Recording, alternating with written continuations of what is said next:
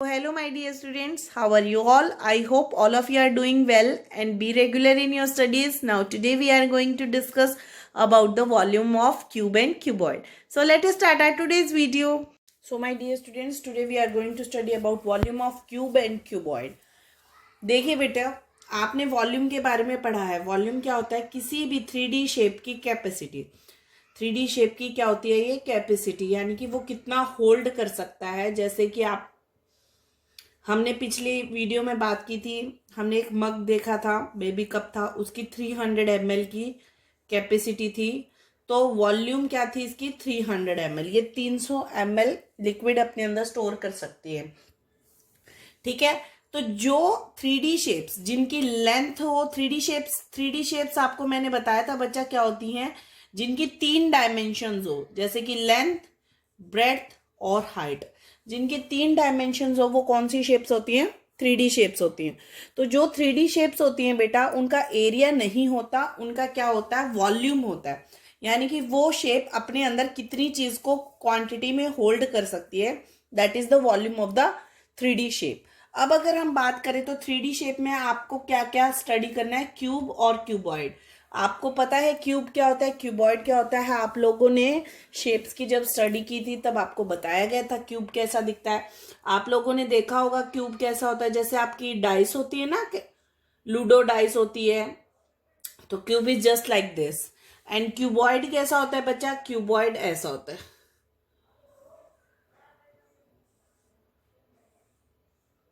अब आप सोचेंगे क्यूब और क्यूबॉइड में डिफरेंस क्या है. क्यूब जो है it is made up of square faces. किससे बना होता है ये? Made up of square faces. Squares को यूज करके बनाया जाता है. ठीक है. और जो क्यूबॉइड होता है बच्चा, वो किसको यूज करके बनाया जाता है? रेक्टेंगुलर फेसेस को यूज करके बनाया जाता है, रेक्टेंगल्स को यूज करके बनाया जाता है. ठीक है. क्यूब किसको यूज करके बनाया जाता है? स्क्वायर्स को यूज करके. और क्यूबॉइड किसको यूज करते हैं बच्चा? रेक्टेंगल्स को यूज करते हैं. इसमें कितने स्क्वायर्स को यूज किया जाता है? इसमें 6 स्क्वायर्स को यूज करते हैं. ऐसे ही क्यूबॉइड में कितने रेक्टेंगल्स को यूज करते हैं? 6 को यूज करते हैं. अब हम देखते हैं क्यूब और क्यूबॉइड में लेंथ, ब्रेड्थ और हाइट क्या चीज होती है. देखिए बच्चे, सबसे पहले आप क्यूब को देखिएगा. देखिए बच्चा, क्यूब होता है स्क्वायर को यूज करके. एक फेस हम यहां लगाते हैं स्क्वायर का, और एक फेस हम यहां ड्रॉ करके दिखा रही हूं. I am just drawing the 3D shape. हम 3D शेप को एग्जैक्ट ड्रॉ नहीं कर सकते, बट उससे मिलता जुलता ड्रॉ किया है मैंने यहाँ. ठीक है. तो अब आप देखिए स्क्वायर्स आपको कहाँ कहाँ दिखाई दे रहे हैं. एक स्क्वायर तो मुझे यहां दिखाई दे रहा है 1, एक इसके बेस में 2, and this side 3, and the back side 4, and the top side ऊपर सबसे छत जो काम कर रही है 5, एंड जो सबसे सामने फेस है दैट इज 6.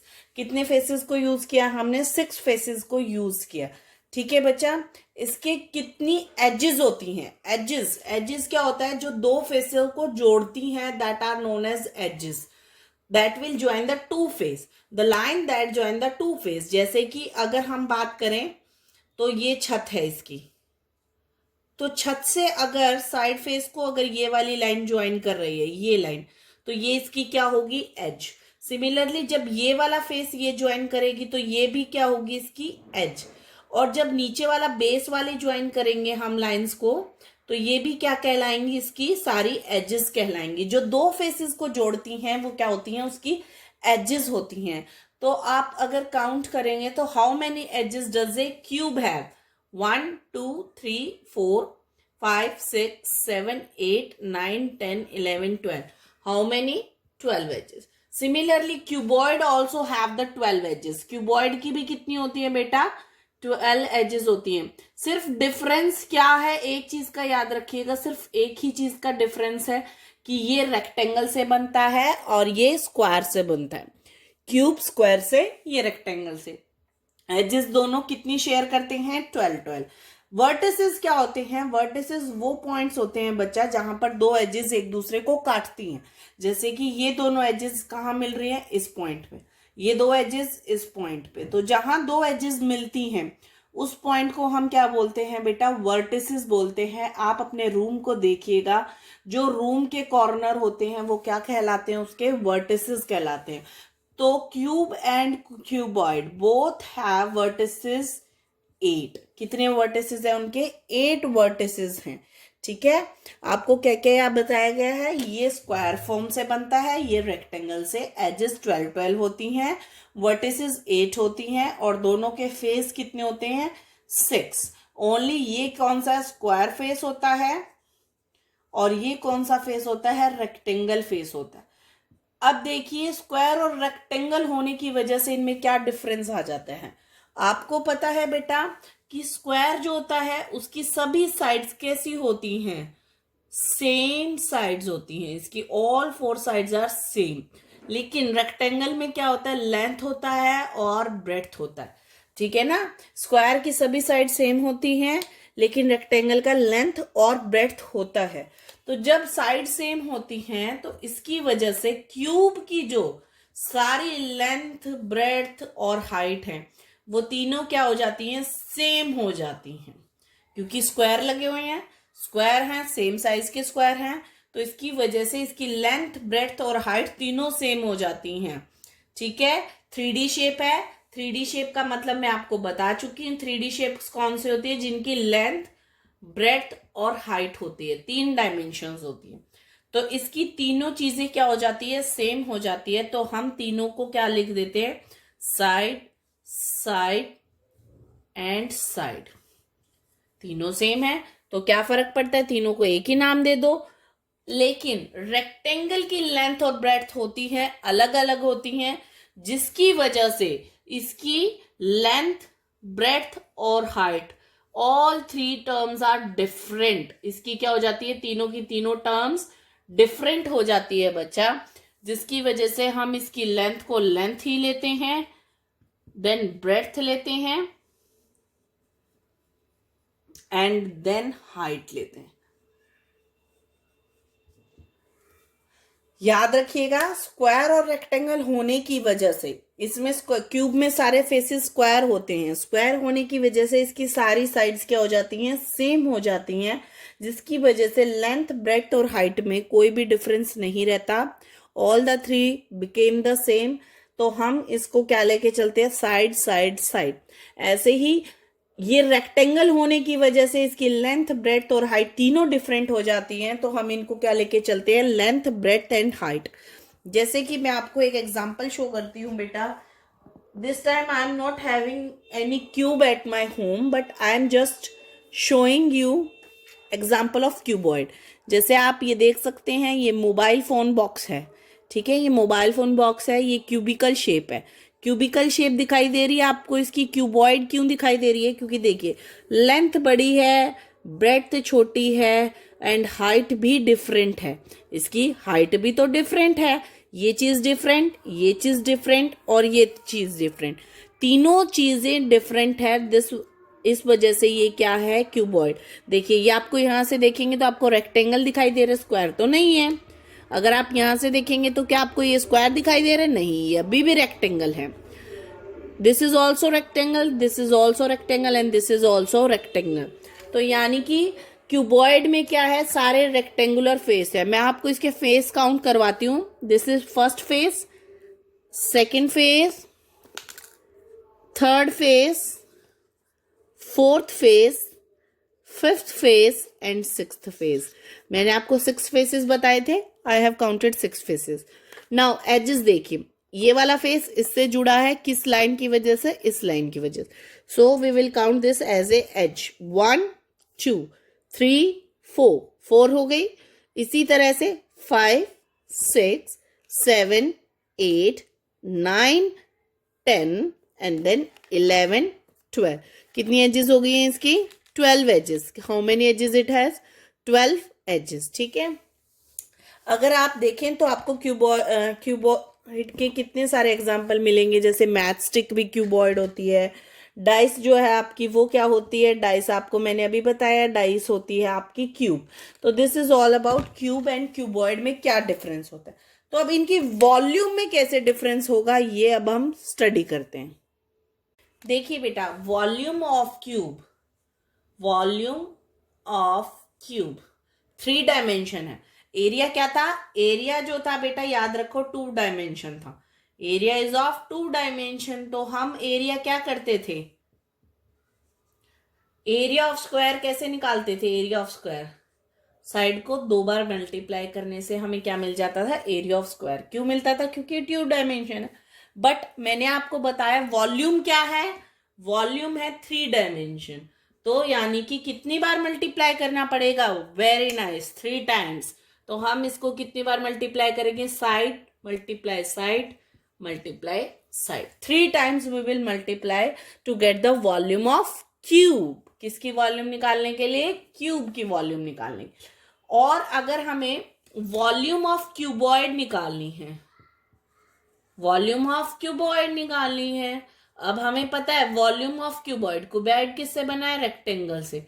तो रेक्टेंगल का एरिया निकालने के लिए हम क्या फॉर्मूला लगाते थे? लेंथ मल्टीप्लाई ब्रेड्थ, क्योंकि 2 डायमेंशन था। बट अब इट इज ऑफ 3 डायमेंशन, तो अब हम क्या फॉर्मूला लगा देंगे?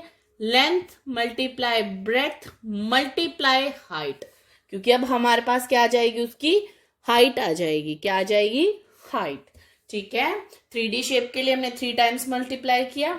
अब आपको याद हो तो जब हम एरिया ऑफ स्क्वायर निकालते थे तो यूनिट्स क्या लगाते थे? मीटर स्क्वायर और सेंटीमीटर स्क्वायर। क्यों लगाते थे? मैंने आपको रीजन भी बताया, हमने डिस्कस डाउट सेशन में भी डिस्कस किया था कि यहाँ पर यूनिट्स आपस में 2 बार मल्टीप्लाई हो रही हैं। क्या हो रही हैं? 2 टाइम्स मल्टीप्लाई हो रही।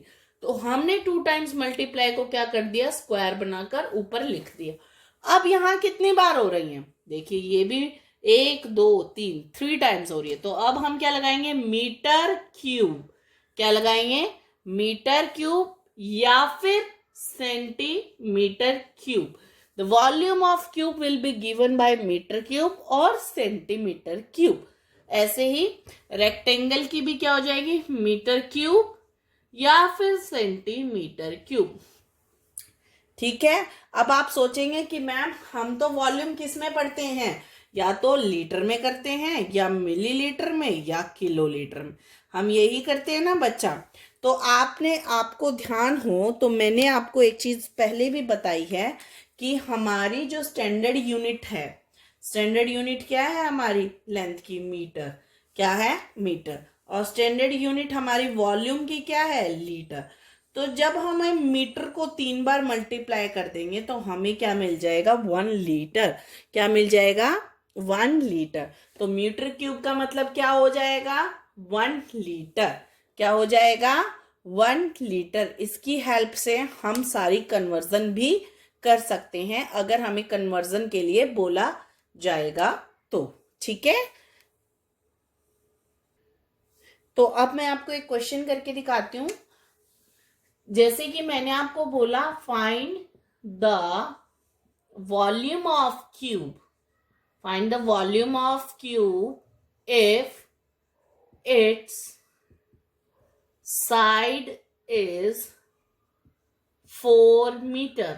अगर मैं कहूं कि एक क्यूब है जिसकी साइड की लेंथ है 4 मीटर, तो बताइए उसकी वॉल्यूम कितनी होगी? आपको कैसे निकालना है बेटा? वॉल्यूम ऑफ क्यूब का फॉर्मूला लगाएंगे बेटा जी आप।